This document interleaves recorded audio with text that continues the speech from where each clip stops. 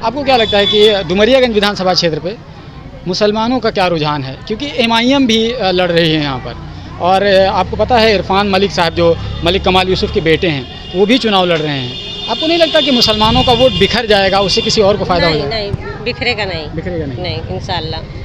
तो आमतौर पर मुसलमान कुछ ना कुछ तो वोट दे ही देते हैं एमआईएम को। पिछली बार अशोक सिंह खड़े हुए थे पीस पार्टी से, 10,000 वोट काटे थे, वो जीत तो नहीं पाए थे। और सैयदा खातून पिछली बार 171 वोट से केवल हारी थी। वो 10,000 वोट पीस पार्टी ने किसका लिया था ये बताने की ज़रूरत नहीं थी, मुसलमानों का ही वोट लिया था, जाहिर सी बात है पीस पार्टी, क्योंकि वो मुसलमानों की बात करती है। इस बार भी एमआईएम ने खड़ा कर दिया है कैंडिडेट, तो कुछ ना कुछ तो वो नुकसान पहुँचा सकते हैं।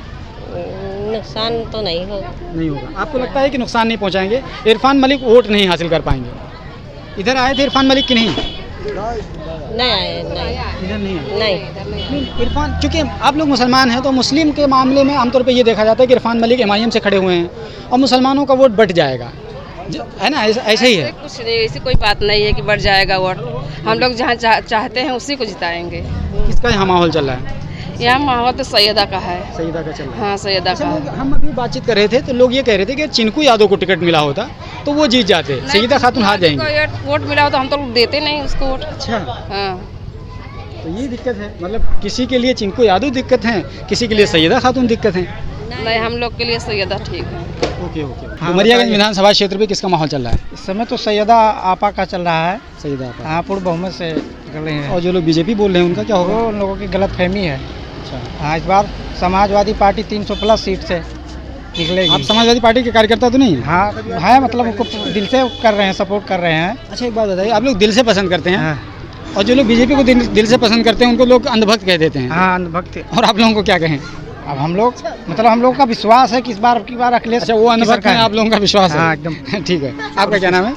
हमारा नाम भाई तारिक है। तारिक भाई, मुझे एक बात बताओ, यहाँ पर तारिक, आपका वोट आ गया है कि नहीं आ गया है? हमारा वोट आ गया है भाई। आ गया है।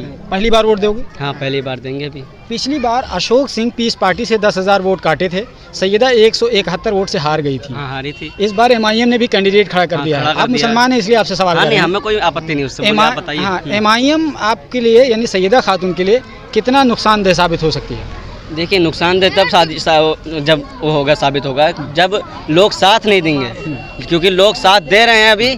तो अब इस बार तो निकलेगी पक्का समाजवादी पार्टी और साइकिल जाएगा पक्का लखनऊ तक। अच्छा, एक बात बताओ, और पूर्ण बहुमत से जाएगा। आप मुसलमान हैं, हाँ, ओवैसी साहब मुसलमानों की बात करते हैं, तो आप लोग ओवैसी साहब के साथ क्यों नहीं जा रहे हैं? देखिए, जैसे इस टाइम हमें क्या दिख रहा है, समाजवादी पार्टी हमें सही लग रहा है, तो हम समाजवादी पार्टी को दे रहे हैं। अगर हमें जब हमें अगर होने लगेगा कि मान लो कि इरफान मलिक का हवा बन जाए, हाँ, तो आप लोग सैयदा को छोड़ कर इरफान मलिक क्यों जाएंगे हम?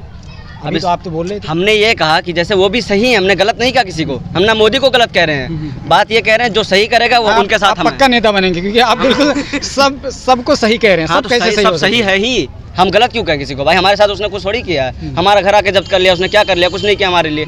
हमारे लिए सब सही है। व्यक्तिगत तौर पे मत बताइए, कलेक्टिव लेवल पे बताइए। हाँ, किस लिए? आप पढ़े लिखे लग रहे हैं मुझे एक बात बताइए कि समाजवादी पार्टी का जो दौर था, उसमें मुजफ्फरनगर का दंगा हुआ था, वो मुसलमानों के लिए बड़ा एक तरीका हुआ। एक मिनट जैसे कि अभी भी कहा जाता है कि मैं कहा था मुलायम जी भी आरएसएस के आदमी ही थे, कहा जा रहा है कि नहीं कहा जा रहा थे।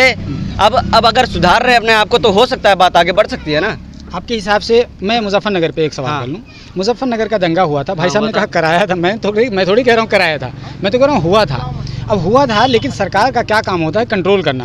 और सरकार अगर चाहे 2-4 घंटे में कंट्रोल कर सकती है, लेकिन सरकार ने कई दिन तक चलने दिया। मतलब मैं नहीं कह रहा हूँ कंट्रोल नहीं किया, वो चला, सही है, चल रहा था। और सैकड़ों लोग उसमें मारे गए, सारे मुसलमान मारे गए। 40,000 लोग कैंपों में चले गए, आज भी कैंपों में है। 5 साल कितने, 2013 में हुआ था, लगभग 9 साल हो गए।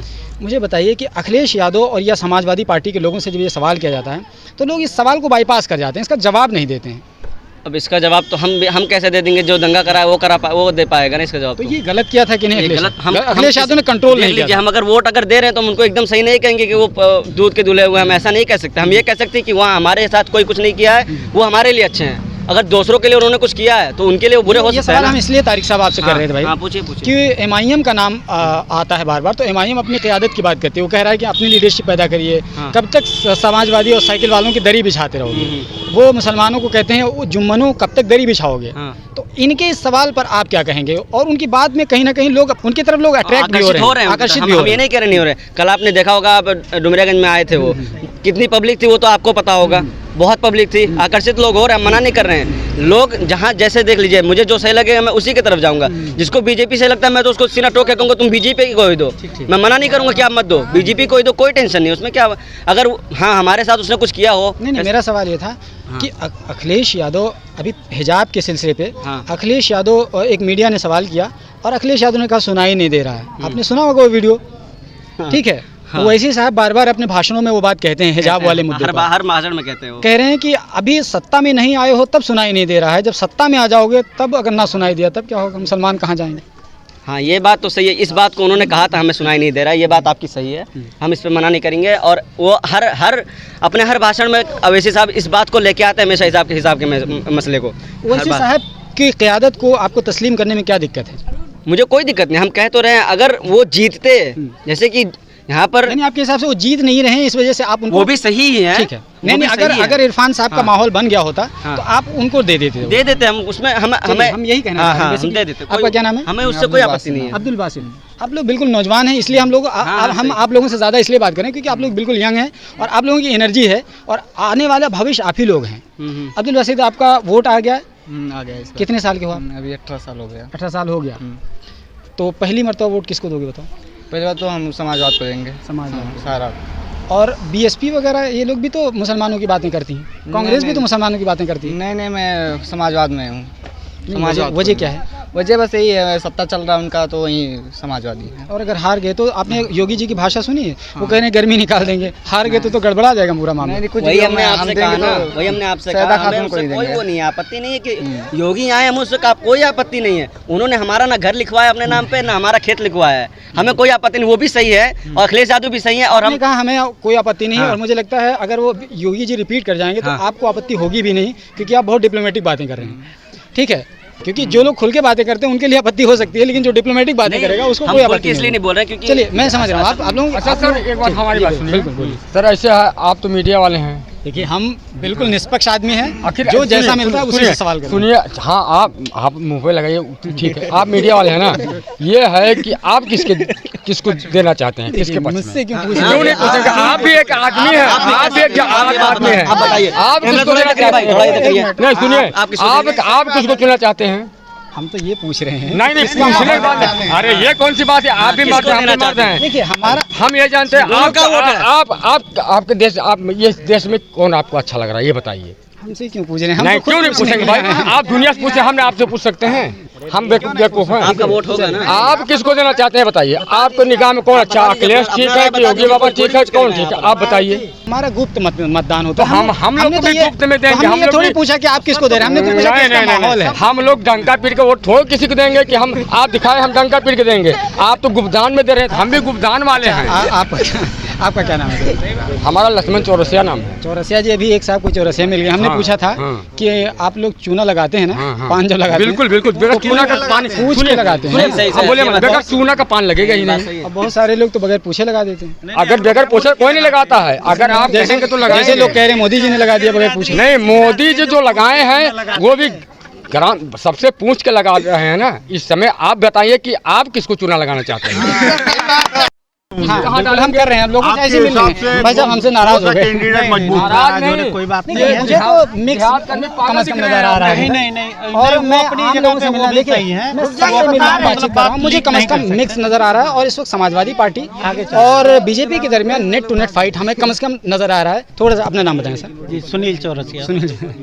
ये देखिए यही चौरसिया जी हमसे नाराज हो गया। ग्राम सभा जो है अधिकतर मानकर चलिए 60 से 70% चौरसिया है इस ग्राम। देखिए हम ये जानने के लिए दरअसल आए हुए हैं कि माहौल क्या है। चौरसिया जी हमसे नाराज हो गए। हमारे यहाँ सर एक्चुअली क्या है, क्या हमारे वहाँ एक्चुअली क्या है, यहाँ कांटे का टक्कर होता है अक्सर। हमारे यहाँ अभी तक बूथ पे जो मतलब जीतने का प्रोग्राम होता है अक्सर करके बीजेपी जीत जाती है हमारे यहाँ बूथ।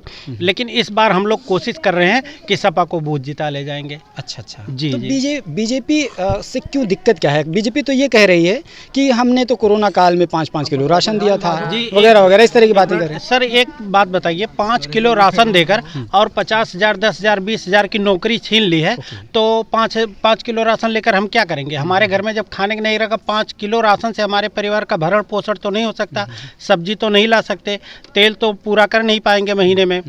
आखिर हमारा रोजगार जो छीन लिया, कितनी सारी प्राइवेट कंपनियां बंद हो गई जिसमें हम लोग भी काम करते थे। तो आप ये कह सकते हैं, आप ये कहना चाह रहे हैं कि एक जेब से 100 रुपया निकाला और दूसरे जेब में 5 रुपया पकड़ा दिया, ये कहना चाह रहे हैं। एक तरफ से हमारी चमड़ी निकाल ली और दूसरे तरफ से पहना दिया, नुकसान हमारा ही हुआ, जो ब्लड हमारा बह गया। अच्छा, एक चीज़ और मुझे एक बताइए, अभी पेट्रोल डीजल के दाम लगभग 95 में पेट्रोल का दाम अटका हुआ है, क्यों नहीं बढ़ रहा है? आप इलेक्शन के बाद बढ़ेगा। अच्छा, ये बात सारे लोग समझते हैं? ये सब समझते हैं। हम ये बात बीजेपी के सपोर्टरों से पूछते हैं जो बीजेपी को पसंद करते हैं, तो हम उससे पूछते हैं तो कहते हैं कि अभी और कम होगा चुनाव के बाद। नहीं, कोई ऐसा कुछ है नहीं, कम तो नहीं हो सकता है, बढ़ने के अलावा कम नहीं होगा, क्योंकि कोई भी कंट्री में इलेक्शन होता है तो उस टाइम पे डीजल पेट्रोल का रेट नहीं बढ़ता है। श्रीलंका में इलेक्शन होने के बाद ही होता है। आज के डेट में श्रीलंका में बढ़ा रेट पेट्रोल का। नहीं, हिंदुस्तान की हम बात कर रहे हैं। हिंदुस्तान में क्या है कि जैसे वहाँ यूक्रेन और रूस का जो लड़ाई हो रहा, उसका असर देखा जाएगा बहुत ज़्यादा, उससे भी फर्क पड़ेगा देश में। और ऊपर से जो अभी चुनाव चल रहे हैं, 5-5 राज्यों में चुनाव हो रहे हैं, तो इसका भी असर महंगाई पर जाएगा। हमारे आपने सही बात कही कि चूंकि रशिया से हम बड़ी मात्रा में हम पेट्रोल इम्पोर्ट कर रहे होते हैं, गैस भी इम्पोर्ट कर रहे होते हैं, पेट्रोल भी इम्पोर्ट कर रहे होते हैं, और अगर किसी तरह का युद्ध एक्सलेट हुआ, बढ़ा, तो ये दिक्कत पैदा हो जाएगी और पूरी दुनिया पे उसका असर पड़ेगा। पूरी तो बहरहाल ये जनता के बीच में हम थे और हम ये समझने की कोशिश कर रहे थे। हम डुमरियागंज विधानसभा क्षेत्र पर आए हुए थे और ये समझने की कोशिश कर रहे थे कि दरअसल यहाँ किसका माहौल है, किसका पलड़ा भारी है। तो ये मिक्स रिएक्शन कम से कम हमको समझ में आया। कुछ लोग समाजवादी पार्टी को पसंद करते हैं, कुछ लोग बीजेपी को पसंद करते हैं, और कम से कम मुझे एक या दो, हम एक जगह और बातचीत कर रहे थे, एक बंदा मिला जो बीएसपी का नाम ले रहा था और कांग्रेस का कोई नाम लेने वाला नहीं है। अब ऐसी सूरत में सवाल ये है कि क्या वाकई में बीएसपी और कांग्रेस का कोई जनाधार नहीं बचा है? अगर वाकई में जनाधार नहीं बचा है तो समाजवादी पार्टी और बीजेपी के दरमियान नेट टू नेट फाइट यानी कांटे की टक्कर कही जा सकती है। ये तो 10 मार्च के नतीजे क्लियर करेंगे कि किसका पलड़ा भारी था और जनता ने किसको पसंद किया। तो फिलहाल डुमरियागंज विधानसभा क्षेत्र से मुझे दीजिए इजाज़त। आप देखते रहिए ग्लोबल बाउंड्री। हम फिर मिलेंगे किसी और विधानसभा क्षेत्र के साथ। Alpha hospital and trauma centre, engineering college चौराहा, सीतापुर रोड, लखनऊ।